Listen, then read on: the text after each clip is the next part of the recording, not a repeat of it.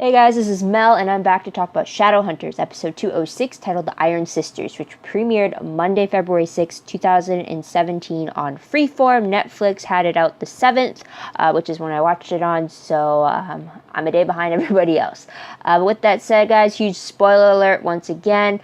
I hope you watch the episode for yourselves before you're checking out what I have to say about the episode. While I try not to summarize anything, it might happen a bit, but still, I can't do it justice, so go watch the episode first. And as well, my other rules for my videos are up on screen right now. So with that said, let's start with the 10-minute clock and let's begin with what happened in this episode. So timeline wise, I'm thinking it's been only a day since Raphael kind of made the comment about Simon only being home for about a day. So that's kind of where I'm going with that though. But it also seems like you kind of span over a day too from the looks of it. The episode reminder though is that we get to learn a lot more about the Iron Sisters. Breakdown wise for the episode, I caught three different storylines that you kind of follow. One was the introduction of the Iron Sisters and the trip to the Citadel. The second was searching for Luke. And the third one was a fun one, and that was the first date between Alec and Magnus. So from the first storyline, when it comes to introducing the Iron Sisters, we meet a whole bunch of them, especially we get two names, one being Cleophas and Magdalena.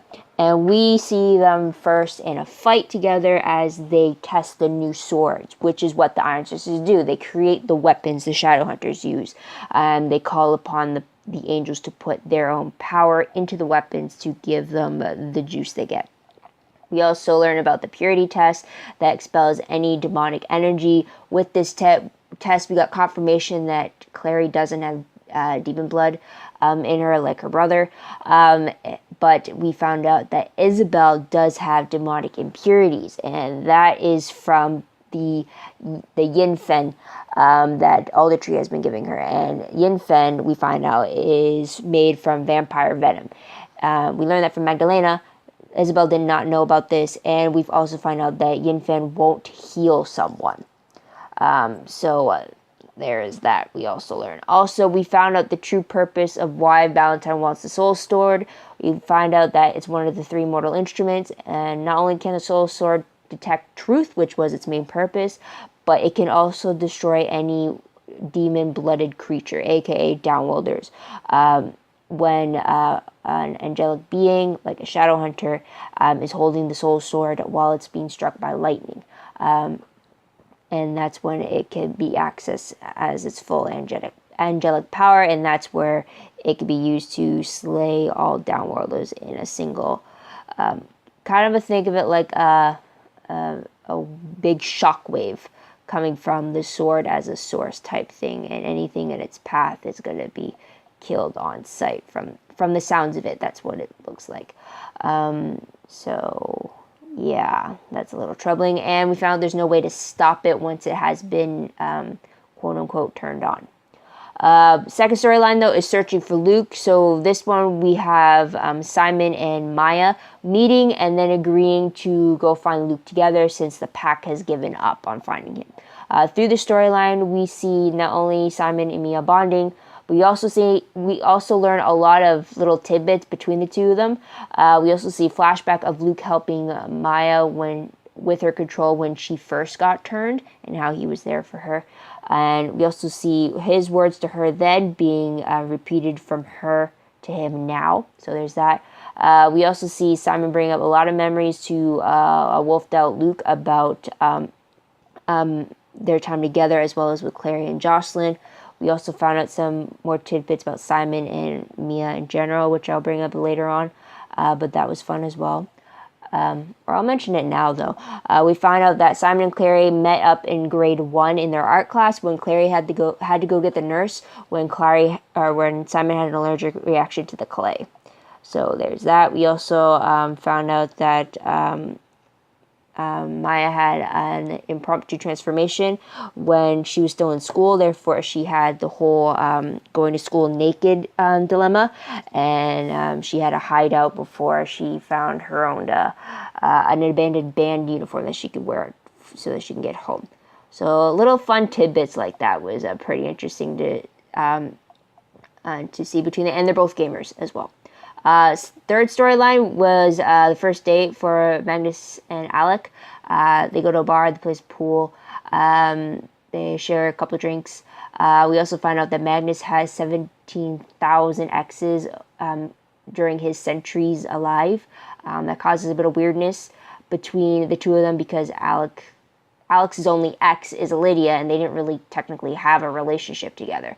So that caused a bit of a awkwardness between them until they realized that it didn't really matter who they've been with in the past or who they haven't been with. The fact that they want to be with each other was kind of the whole point of it, and Alec initiated a kiss between them. Character-wise, though, like I said, we met Cleophas. I'm calling her Cleo.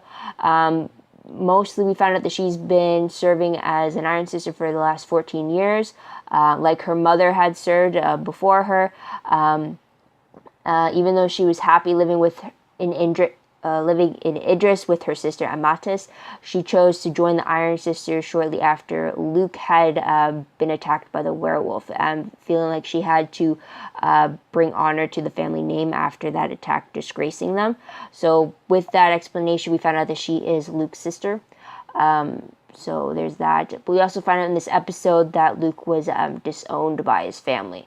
So it was interesting hearing her concern for her brother, yet later on hearing that he had been disowned by them all. So there's that. Based on the runes, though, we find out that Clary's vision rune isn't in the Grey Book, which has records of all the runes ever created. We also found out from Chase that there are some that are scratched out because those are like only meant for high level Shadowhunters. So there's that, but no one, or they can't find any record of her rune, which leaves the question of who to trust, who not to trust with this information. But by the end of the episode, Cleo knows about it because of Clary, and Isabel knows because she eavesdropped on the conversation. So last moment of the episode, though, was Cleo killing fellow Iron Sister Magdalena before Cleo revealed that she had a circle member, that she is a circle member, by revealing the whole circled burn or scar on her neck, and she leaves the Citadel. So otherwise, the other tidbits that I haven't mentioned before is that Raphael made Elaine Lewis forget that Simon ever came home or that he was a vampire, after Simon kind of freaked out over the fact that she walked in on him feeding.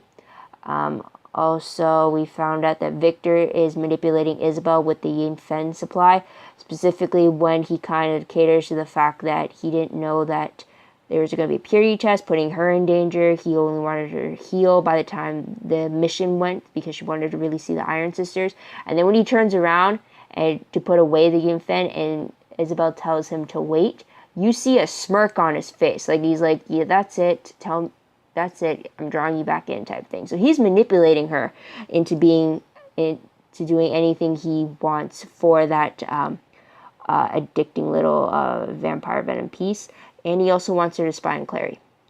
Also, we see Victor blackmailing Chase to leave the Institute. Otherwise, he's going to expose him for who he is, which is not loyal to the Clave, and therefore forcing Chase to crash with Magnus.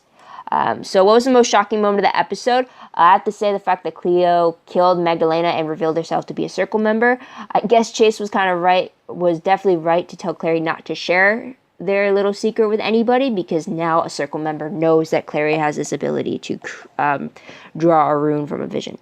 Moving on, though, to top 3 favorite moments. My first one for that happened has to be seeing Isabel so awestruck when they arrived at the Citadel, and them having meeting the Iron Sisters. We've gotten used to Clary's surprise or shock whenever she's introduced to something new in the Shadow World, but having it come from Isabel, who has grown up in this world, and yet to see her experience the same awestruck feeling that Clary has been feeling recently, it was just really great to see that. So I like that moment. I also liked learning what we got to about the Iron Sisters, so I definitely enjoyed that. Another of my favorite moments has to be Simon and Maya, the bonding on their little drive up to the camping ground. That was just great. It was great to see them getting to know each other. It was great to see them bonding and kind of realizing that just because she's a werewolf and he's a vampire, they are sharing similar issues, like the whole control issue. I mean, it may not, when it comes down to it, it might not be the exact same thing, but overall, they relate to each other a lot better than a human would, than a Shadowhunter would. So it was great to see them bond over that, as well as over other issues that just regular teenagers could bond over. So there is that I really liked. The last favorite moment I had, and I just realized my timer just went off right now, so I definitely went over. But my last favorite was the way Simon was able to reach through to Wolf Luke and get him to transform back into a human. I really like how he appealed to him. I really like how he brought up the memory of how Luke is important to Simon, and then all the great memories of him, Clary, and Jocelyn. When he mentioned Jocelyn, I got a little worried because maybe that might have just put him a step back, because that's kind of the reason why Luke ran away, because of Jocelyn's death. But I really like that Simon was able to get through to Luke, for sure. So top 3 peeved moments, I'm going to go through this very quickly, was the fact that I didn't like the fact that Isabel actually eavesdropped on Clary and Cleo. She's fulfilling the whole spy thing that Victor has given her, but I was kind of a little less peeved about it when she didn't tell Victor about Clary's little rune trick. But it just really sucked that she went to the trouble of actually eavesdropping. So I guess on some level, maybe it's just her curiosity as a person, but it was still a bummer to see that she actually considered doing the whole spy thing for Victor over her friend, Clary. Second peeved moment I had was the fact that Cleo killed Magdalena just after we met her. I would have loved to have learned more about her, but I guess her death kind of made sense as to why we didn't really learn anything else. I didn't even know her name until I had it on subtitles, and it actually showed that it was Magdalena talking. That's the only way I got her name from the episode. Otherwise, I wouldn't even know. I would have just called her an Iron Sister who fought with Cleo. So, yeah, it was disappointing that she had to die. Or hopefully she's not dead. Maybe she's just wounded and she got stabbed and someone found her and healed her. So we don't know. Or maybe she had her stele on her and she did her healing rune on her or something. I don't know. But moving on, what will I remember most when I look back on this episode? Iron Sisters. Just meeting them, the title itself, it definitely shows a lot. Or it shows us another side to the whole Shadowhunter world. And also we got, from Cleo, we heard the definition of what the angels are to them. And that's the celestial beings. And they're very different from dead Shadowhunters. Don't become angels to them. They're actual angels that they worship and stuff like that. So moving on, though, to random questions. First one is about Cleo, and that is, if Cleo is a Circle member, is she a Circle member like Luke and Jocelyn were, and they oppose Valentine later on, or is she still loyal to Valentine? I really hope it's the first one, so we'll just have to wait and see about that, though. But what do you think? Where do you think Cleo's loyalties lie? Second question. Who else thinks that Victor Aldertree is playing the sabotage card? I really think he's trying to break the Institute from within. He's getting Isabel addicted to Yin Fin. It's causing her to shake a little bit. Who knows what it's going to do? It's definitely not healing her. So there is that. Also, he got Jace to get kicked. He forced him out of the Institute. He forced one of their best Shadowhunters out of his home, and I don't think he's doing that for no reason. I think he's doing a power play here. He's trying to get everyone to doubt Chase's loyalty so that when the time comes, they're not going to trust that he's trying to save them. That's my impression there. But what do you guys think about that? Also, speaking of the Yin Fin thing, if Yin Fin is made from vampire venom, third question here being, is Isabel at risk of turning into a vampire herself? That's what I'm a little worried about. And what's it going to take to get her off of Yin Fin? Or how long before anyone realizes that she's addicted to this stuff? So there's that question there. Moving on to predictions, though, very quickly. Based on the promo for 207, it looks like Simon's getting ready for his date with Maya. Clary and Jay seem to be connected in this little storyline. It also looks like Alec and Magnus are thinking about taking things to the next step, to the point that Alec goes to Isabel about it. Even Isabel's surprised to be talking about sex with Alec, from the looks of it. And also we see Clary wanting to take down Valentine with Luke's help. And we also see Valentine is back since his little stunt at the City of Bones a few episodes ago. Based off the synopsis, though, for the episode, it reads that Luke's sister shows up at the Jade Wolf claiming innocence about the recent attack, but with Luke not trusting a word Cleo says, he finds himself at odds with Clary, who sees an opportunity to get to Valentine. Yet how far will Clary go to prove she is right about Cleo? Meanwhile, Simon gets dating advice from a surprising source as Isabel takes a dangerous path. Now, predictions from just that new stuff for 207. Again, I'm thinking Isabel is addicted and still addicted to Yin Fin, with Victor Aldertree acting as her dealer and manipulating her to do certain things so that she can get more of the vampire venom. Second, Simon's dating advice is going to come from Jace from the looks of that promo, so that could be his surprising source right there. Also, the synopsis claims that Luke is not trusting a word from his own sister, and after what we just saw at the end of the episode, I have every reason to believe Luke, not only because of what we've seen, she attacked her own Iron sister, but the fact that this is Luke. You would think out of anybody, he would know his sister better than anybody. He definitely would know her better than Clary, and Clary only had one meeting with her, and that was pretty much the fact that she is an Iron sister, which they're held at this high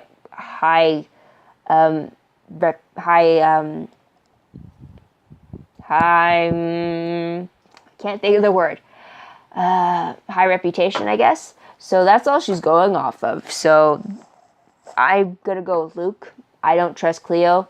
If he says he doesn't trust her, I'm not gonna trust her. Hopefully Clary doesn't realize that it was a bad move to put her trust in Cleo and then have her betray her. Hopefully that's not the case. But better be betrayed at the beginning than near to the end after so much has happened and they've gained so much. So with that said, guys, what did you guys think of the episode? What did you guys like about it? What do you think is going to happen next? Let me know in the comments down below. I'd love to hear your own thoughts, theories, predictions, what you think is going to happen next. Also, don't forget to like this video, subscribe to my channel, and check out my other videos if you haven't done so already. If you want, check out my Tumblr page. The link for that is down below. I reblog promos, web clips, quotes, GIFs, news, all that good stuff, all in one place for you to find, so go check that out. Follow me there if you want to keep on track with everything. Also, don't forget to check my WordPress account. Everything's connected there. You'll find a little bit more organization over there. It's still a work in progress, though, but you can follow me there if you want. And I think that's about everything, guys, but thank you so much for tuning in. I hope you come back next week to see what I have to say about the next episode. But until then, guys, this is Mel. Wish you all a great day, great week everywhere. Bye for now.